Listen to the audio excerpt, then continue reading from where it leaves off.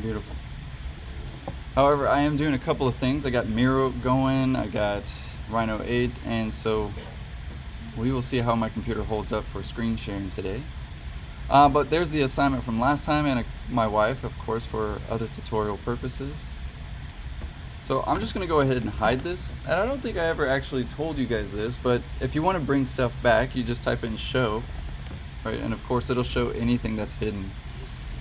The reason I hide stuff all the time is because you'll realize that your computer starts to bog down with the more stuff that you have in your Rhino file, right? So don't get me wrong, I kind of do the exact same thing. I do exercise 1, 2, 3, 4, 5 all in one Rhino file. That way I don't,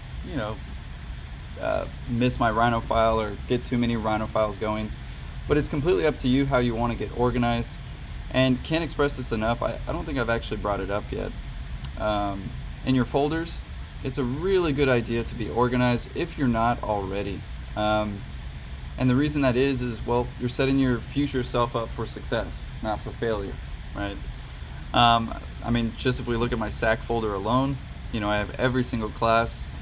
If we click on computer graphics, we've got every single semester, including, other exercise files, so 5 semesters long. Even further, right? So exercises, base files, Illustrator files, Photoshop files, Rhino files, right? Now, these may not be the same name as your folders, but my guys, like, if somebody would have just told me this 10, 15 years ago, I would have been so much better off.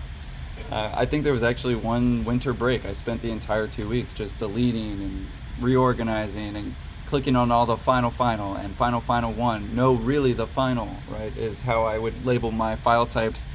And it was really detrimental, right? I wish I had a professor that goes, hey, be organized now and save yourself a lot of time in the future. Very often what I tell myself is, thank you, past Chris, and hopefully this helps future Chris, right? Because present Chris is pissed, right? Anyway, just word to the wise. But let's get into it. That looks like it's still uploading. We're going for the upload at school. That's pretty dangerous, honestly, but it's getting there. So let's take a look at the assignment. Obviously still talking about 3D and 2D in Rhino, really both. And you'll see we have some pretty similar vague instructions, and for good reason. I want you to kind of figure this tool out and interpretate it at your own will. So for our next exercise, we will be looking deeper into the 3D commands that we can utilize for the architecture design abstraction. The point of this exercise is to practice modeling, but also refers to our learned skills of Design 1 composition.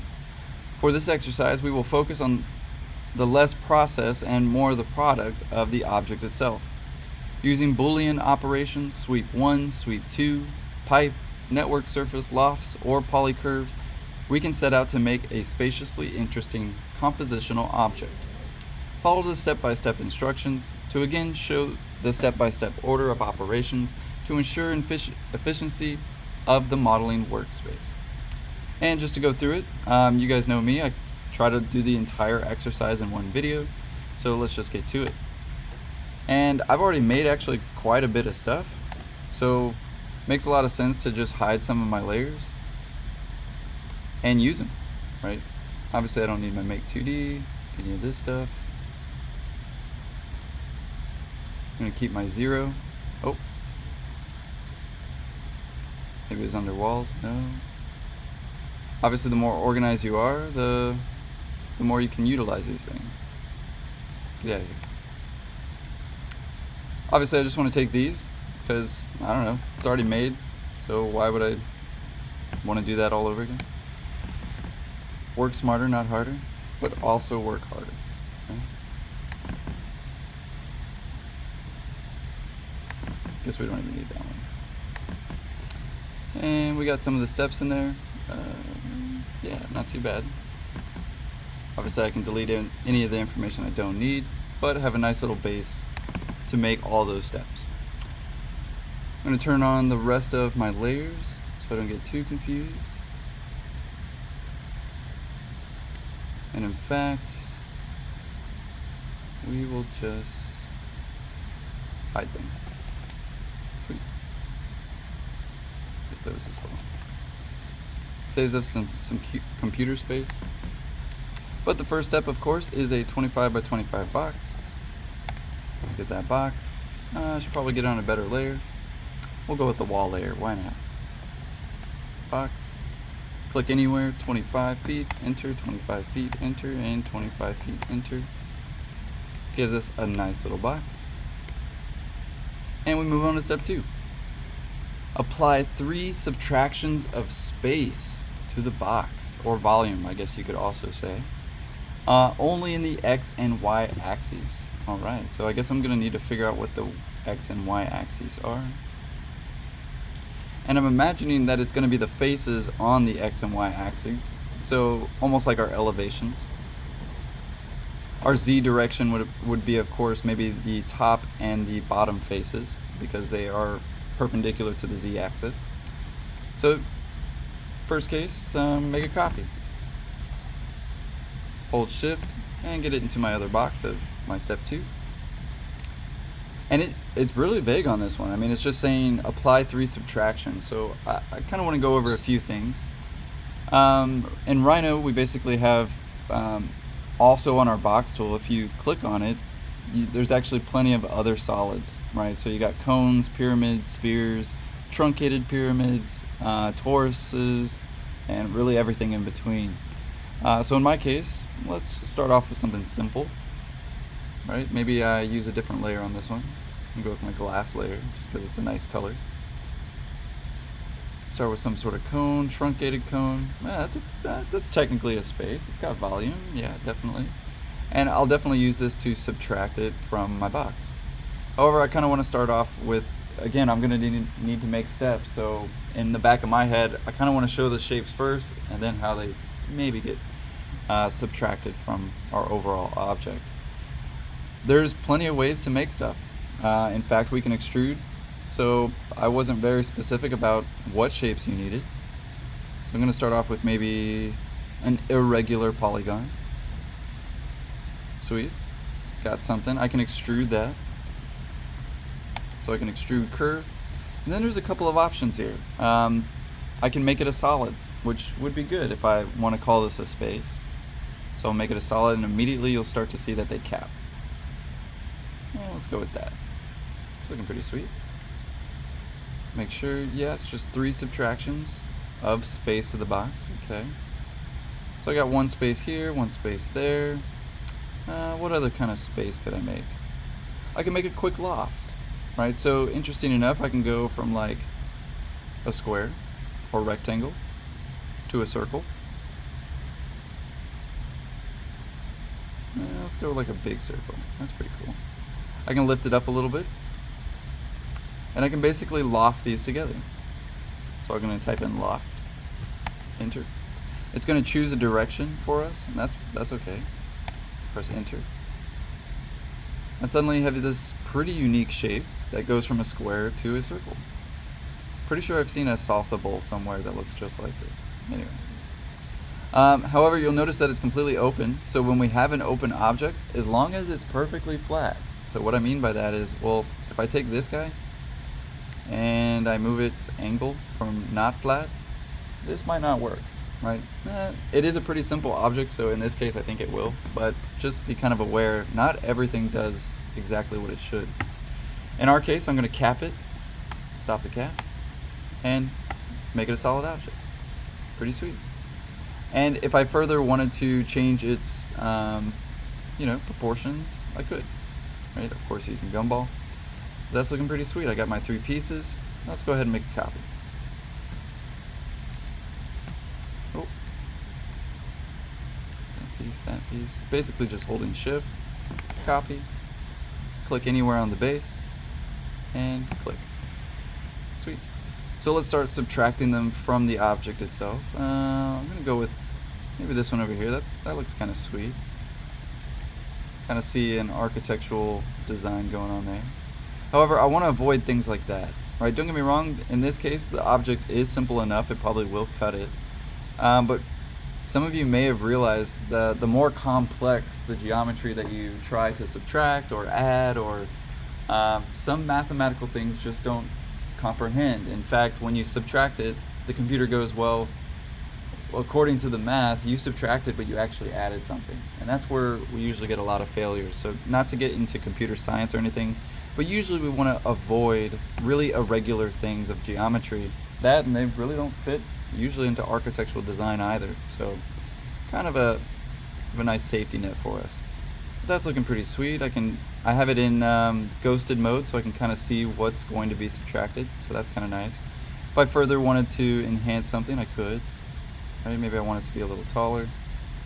And maybe I actually want it to escape the geometry so I know that it'll cut well. So let's test it out. Take that piece and that piece. We'll do Boolean difference. And you can actually test out a few of these. As I mentioned last time, we can split them. Intersection will work. Difference will work in this case because difference means subtraction. And even Boolean two objects will work. In my case, Boolean split is kind of one of the best ways to go.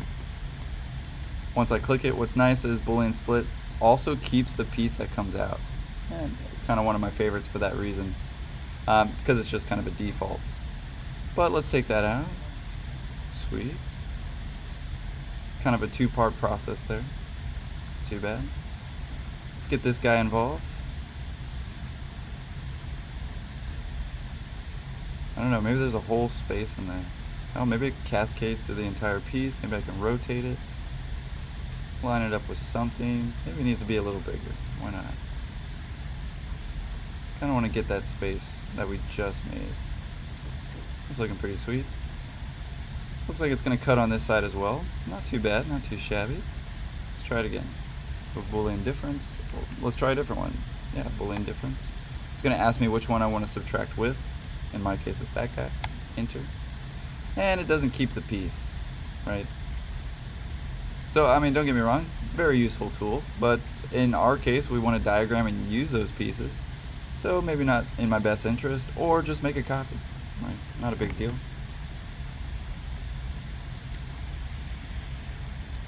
Maybe we move our steps a little bit. And I'm pretty OCD about these things, so sweet.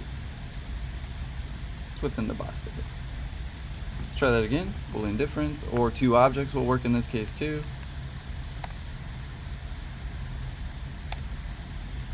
Sweet, getting an object. Definitely an object that I'll definitely need some hidden lines to show off maybe the insides of what's happening. And this one, you know what? I'm feeling it at the top. Even though it really should be in the X and Y. So I don't know, arguably I could bend the rules a little bit, I guess. Why not? After all, it's for my portfolio. But I won't go too far. I don't want to break the directions too much. I just kind of want that hole at the top. Maybe a little bit longer.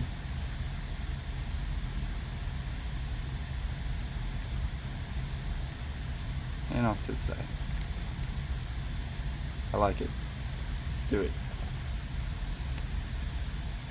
In my case, I probably want to do split because it'll keep the piece.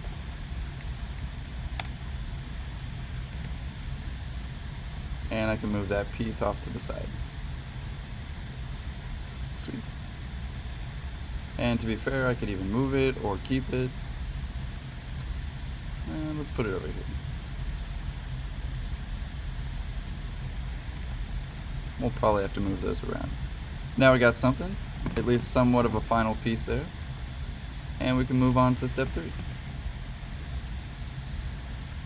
Alright, so a couple of ways we can make volumes. We can use loft.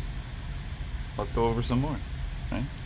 So in our case, step 3 is apply 3 additions of pipe-like objects to intersect the object in the X, Y, or Z axis. So we can really pick anywhere there. Sweet. So it says pipe-like, so one of the first things I want to show you is, well, how do you make a pipe? Well, in my case, we're going to need a rail and a profile.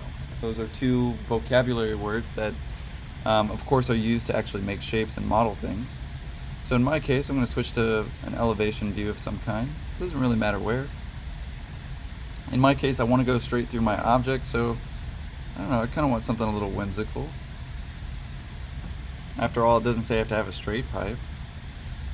And just so you guys can see it a little bit better.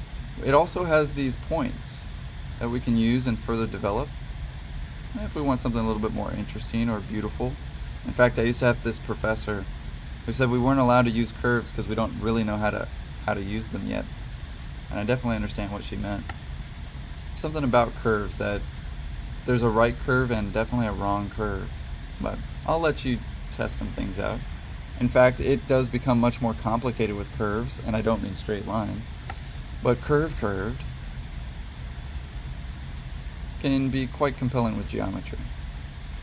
However, I need a profile as well, so just to kind of, actually I'll show you a couple things. You can actually just take the rail, type in pipe, enter, and it's going to ask us for a start radius and an end radius. So in our case, I could go with a 12 inches, and I don't know, maybe it's congruent, it stays the same on both sides. Right, so if I do 12 and 12, oh, wrong syntax. There we go. Obviously a 12 inch to 12 inch radius pipe, not too bad. Let's try that one again, or let's maybe try a different shape. Get my curve again, copy that one. Let's try something else. One of my favorite tools is a sweep tool. So we can do something more of a regular object. Sweep. Now, for a sweep tool, this is where it gets kind of tricky. Usually you want your profile to be at the tip of your piece, right? So this would be my profile. I'd want it to be inside and really at the end of this piece, as long as it's fairly close, right? And we can lock that on directly to that piece, just in case it's a little confusing. Another thing that is nice is if we go perpendicular to the rail or the beginning of the rail as well. And hopefully that makes sense kind of in that side view. Almost, I mean, don't get me wrong, we're going parallel to a tangent. There's no such thing as a parallel to a curve, technically, logically. There's only tangents, and there's only tangents if you have curves, but I digress. So we can take that piece, and this one's kind of getting in our way, so let's move that out of the way real quick. Probably chose a wrong color so that you could see it better, so let's change that real quick. You can always select on the layer, and nicely enough, update it pretty quickly. So there's that piece, and we're going to do a sweep tool. No, we're not going to clean anything. And you'll notice that we have two options here, one for one profile and one for two profiles or two rails. In our case, we're going to select sweep 1. It's going to ask us for a few things. It's going to go, hey, what rail do you want to apply this command to? I'm going to select, of course, the right rail. I've got 2 there. And then it's going to ask me for the sweep shapes. So in our case, our profile. Press enter. It's going to choose a direction. Usually that doesn't matter, but if you click on the direction, you'll see that you can switch it, right? If you click again, it'll switch it back. Again, I would test that a little bit later. If you run into a lot of complex issues, sometimes it's because of the direction that it's going. I can hit enter, sweep, and actually there's quite a few different options to go over. I'm not trying to make this too advanced, but I definitely want you to play around with these commands, right? At the end of the day, the shape's not so important. As really is also the process, but pretty unique. I can think of a few times where I've definitely needed to do something like this in architecture, and quite frankly, my goodness, I see a whole building right there. You guys see that? I mean, my goodness, I could totally use that in studio. Bam, I could make several of these and go, professor, now here's my mass models. Boom, I can put them in the right isometric drawing and even show them step by step how I use this site and the intersection of the highway to cut this, and I use the information of the history to do this, and I use the information of the community to do that. Oh man, there starts to be a very compelling project, at least how I could use that digitally. But as you can notice, there's no caps on it. This is a no cap object. Anyway, so I'm going to cap it. Sorry, I really like that saying. I have a younger brother, and he's I forget what generation he is, but he uses all that stuff, right? He's like, man, bro, stop the cap. And I'm like, no cap, bro. Anyway, it's a good time. So we got these pieces. Really, I need one more, I think. It says 3 additions, pipe-like. And honestly, you don't have to be as chaotic as I am. I'm being chaotic to actually show you all the different ways we can model stuff, and really just elementary ways. I'm not trying to do anything too complex yet, but by all means, like I was saying before, experiment. Absolutely. So we definitely can see, don't want to confuse it too much. Kind of want to show you what these objects make, right? Obviously in this case, it's just a pipe, makes a regular pipe. And sweep 1, we have a rail and a profile, of course make that. And let's see, another pipe-like device.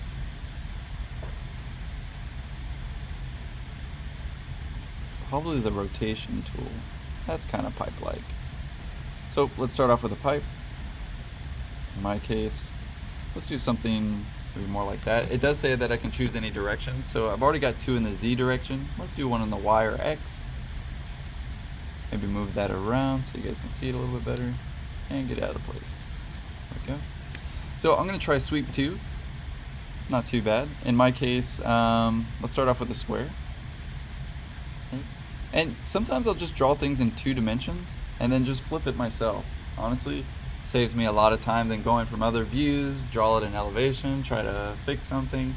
For me, and again, this might be different for you, I like to just make it 2D and then take the gumball, hold shift, boom, right? Even further, I can get the midpoint of that box. I know that sounds kind of weird, but you can get the center point and midpoint of a shape. Anyway, that's really cool. That used to not be the case, by the way. You'd have to sit there and calculate it every single time you wanted the centroid of an object. But anyway, times have changed. I do want to make it as perpendicular as I can. Again, I'm just going to kind of fake it till I make it. And if you notice my arrow, it's always going to show me the perpendicular. So I can kind of line that up with a curve.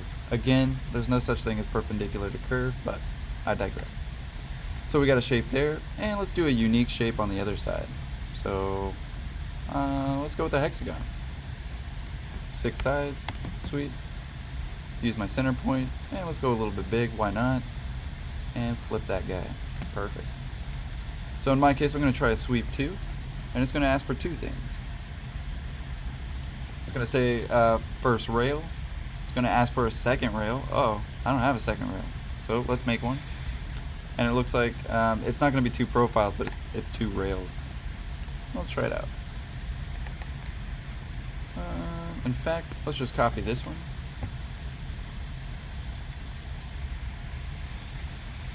And move it. You can also type in M as in mom for move. There are shortcuts on each of these things.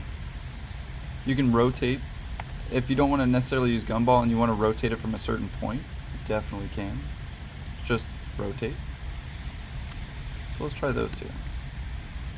Sweep 2, first rail, second rail, and sweep shape, enter. Let's just test and see what it does, honestly. Not sure what that's gonna do. Whoa, pretty sweet. So what's it doing here? Obviously it's using one shape, and then of course, using the other 2 to sort of flag them. You guys kind of see what it did there? And of course I try to use a regular shape so you can kind of see what that does. And it's not a bad start, right? I mean, of course there's other options. Honestly not going to go over this because it is kind of complex, but click around on stuff. I mean, you can always edit undo, right? Not the end of the world. So I'm going to go ahead and sweep that and make it a little bit more pipe-like. So I'm going to squish its dimensions. If I can find the other one. Somewhere in there. Maybe not. Let's go back. Where you at, gumball? There you are. That one. There it is. Let's make it a little bit more pipe-like. Funky object though, right? I mean, if somebody said, come up with this object, I would have a really hard time in my head or sketch this object, right? So it's a very unique tool to discover some shapes that are you know, maybe useful, maybe not. In this case, maybe not. That's okay. We can come up with something else. In fact, let's move something around and try again. So I'm going to rotate it again.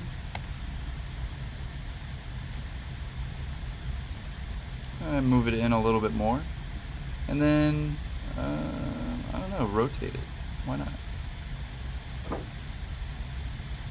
Let's see what it does. Find that piece, rotate it, flip it around, move it. Anything that we can do to practice, definitely worth it. Let's try that.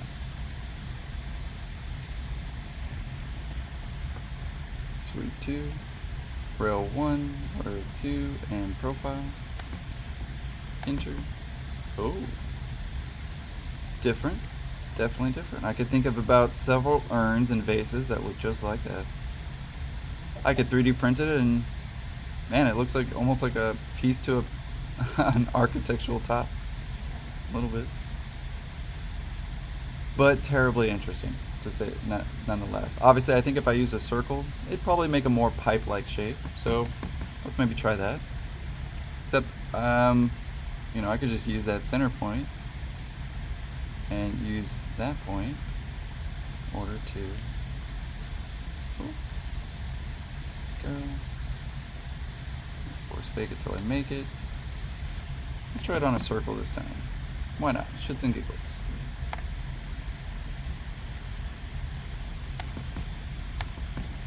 Whoa. Yeah, definitely a vase.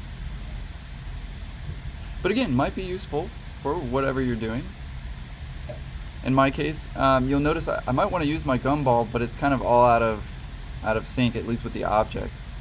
Keep in mind that one thing you can do is, it's kind of hard to see, but it's this little gray circle. If you click on it, you can relocate your gumball, reset the gumball, auto reset. I haven't had a lot of success with auto reset, but relocating is kind of nice because I can use like a center point, right, to another center point, which can be quite helpful, right? Maybe use something of like a perpendicular line. Not the most success. I got one of the axes, but yeah, just in case you're kind of sitting there like, how do I get this shape a little bit more regular? Absolutely. And at least a little bit more pipe-like. Okay, definitely kind of too big for what we're doing, but let's go ahead and add them. And after all, you know, I did some testing, but I think I'm going to go with these instead. That's okay. I've got them capped. Sweet. Let's get them involved. Probably make a copy before I do anything.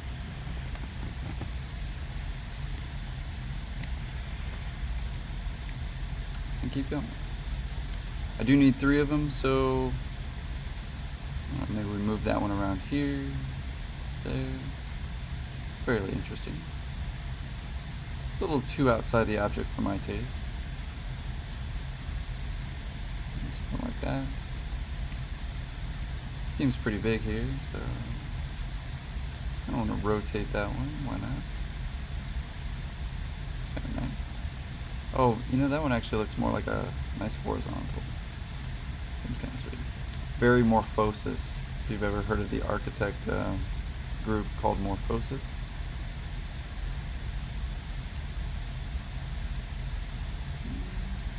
This is probably where you definitely want to use all 4 views. That can usually be helpful. Starts to give us a better idea. And if your gumball is just absolutely out of whack, reset it.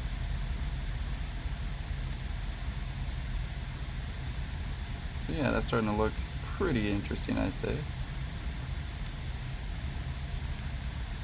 And how in the world do we add them? Any guesses?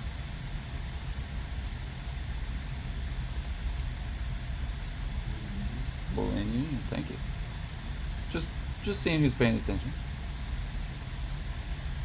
Let's get another one in there. I do need 3. And again, for the sake of tutorial, I'm just going to randomly put them. Hopefully you're putting them a little bit more, character, or for the sake of composition a little bit, so it doesn't look as alien as my piece. But yeah, Boolean union. I actually want to make a copy of that because my previous copy doesn't look anything like that. And for the sake of diagram, I don't want to lose myself included. So before I do that operation, again, I'm always copying because it does it so well. I'm going to take the piece, Boolean union. It's going to ask for the surfaces I want to put together. And voila, you'll definitely notice if it all changes one color, then it's definitely all one object. Sweet. Getting somewhere. And that's technically an object now that I could 3D print because it's one closed object. And you'll see that it sort of minus the pieces inside, sort of left over those pieces. Not gonna lie, I made a pretty weird object today, and it worked. All right. But again, you'll notice it will, if it's done correctly, it'll change the layer. So, not too bad. What's our next? All right, we did 3 additions. Lastly, create a 30 by 30 unique surface to slice the object into 2 pieces. Oh, that sounds fun. So a couple of things that we can do with surfaces. One of my favorite is definitely network surface. So again, I'm gonna make another copy. Hold shift, make it real easy on myself, and get a surface involved. I mean, there's plenty of things we can do here. One of my favorite, actually, first is the 4-point. So don't get me wrong, there's this little guy right here called 3 or 4-point. There we go, surface from 3 or 4 points. I gotta tell you, this is like my favorite tool, especially when I'm stuck in a bind, when I need to fill a hole. It's just one of my favorites. But we actually have a whole category of just surface tools. I'm just gonna go over a few of them, at least for this project. What's nice is I can really click on any point, 3 or 4. So if I hit enter at 3, it'll create a triangle for us, nicely enough. If we try that again, we do 4 surface. So I'll do 4 points to my surface. Sweet. Got, pretty regular surface. If I hit F10 or function F10, it'll actually give me my points. I can select those points and really do lots of geometrical things, right? You may have seen this one before, especially for like a roof situation. I think there's actually a couple serpentine pavilions out there that quite literally this surface. It's been overdone, to be fair, since the 50s and Lord Corbusier started making it a thing for the World's Fair. Anyway, so that's a pretty unique surface. There's nothing really to it. Let's try another one. One of my favorites as well is called network surface. And the reason I like it is because, well, I can really do anything here. Of course, I'm drawing flat, so I kind of have to be aware of that. And your brain starts to really get used to those kinds of things. Right? It's flat. I can take this, rotate it. And in my case, for network surface, what I need is really just 4 curves on each side that touch. That's pretty much it. So just to kind of show you what that does, let's get more funky with the spices. So where it starts to get really cool is when you don't know what it's going to make. I think that's actually kind of fun.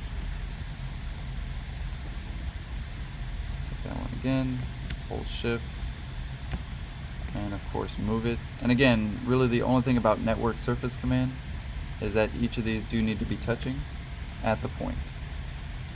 So I'll take that point, and I kind of started off with a square, that way you can kind of see what I was doing there to make them all the same. Right?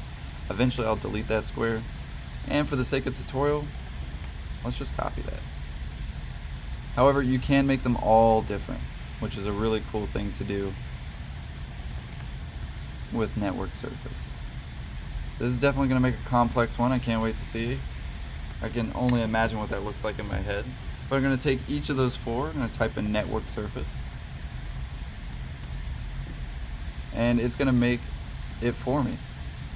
Right? It's going to splice those all together and sort of network them as one solid piece. I don't know about you, but I'm always struggling with making roofs in my studio. My gosh, wouldn't it be nice if somebody just said, "Oh, I can take all 4 elevations and just make a roof"?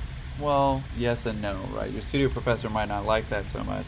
And let's face it, this isn't going to be great with snow or treading water, right? I would still have to come up with something to, of course, make that work. But as a study model, as a conceptual model, my goodness, hell of a surface, right? Let's do something a little bit more feasible, right? Something that looks a little bit more architectural, at least. To be fair, I could change its dimensions. Oh, okay, now we're talking. Maybe that's the clear story. Maybe I get light in there, so on and so forth, right? Half of the hardest things in architecture is actually just a really good imagination. What are you looking at? What is the potential of what you're looking at, right? So hopefully you guys all kind of feel that as you're making these very unique objects. Okay, well, so there's network surface. I already kind of went over loft, but there's also different lofts for surfaces that we can do.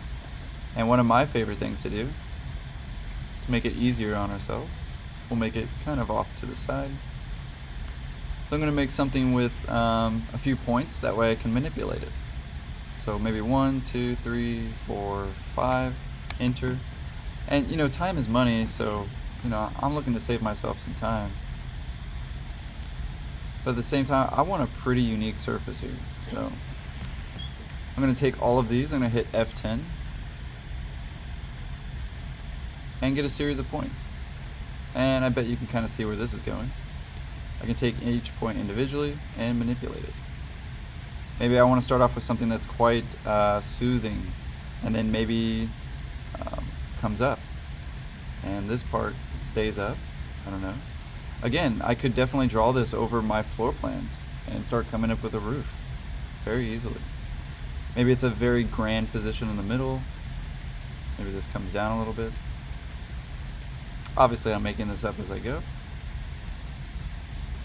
But again, obviously, network surface, you couldn't do this, right? It's going to actually make the surface for you, where this one's a little bit more controlled and a little bit more calculated. And maybe it goes to a straight edge.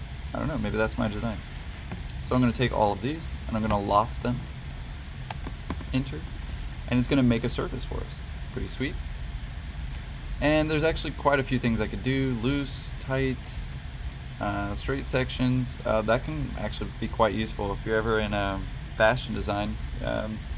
You better believe we make all these things digitally, then we roll them out, and then we cut them, right? You know, and to make sure that it's even going to fit the body, especially shoes.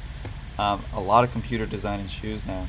So hey, if you don't feel like you're good at architecture, trust me, there's something that you can design, and we need help designing it.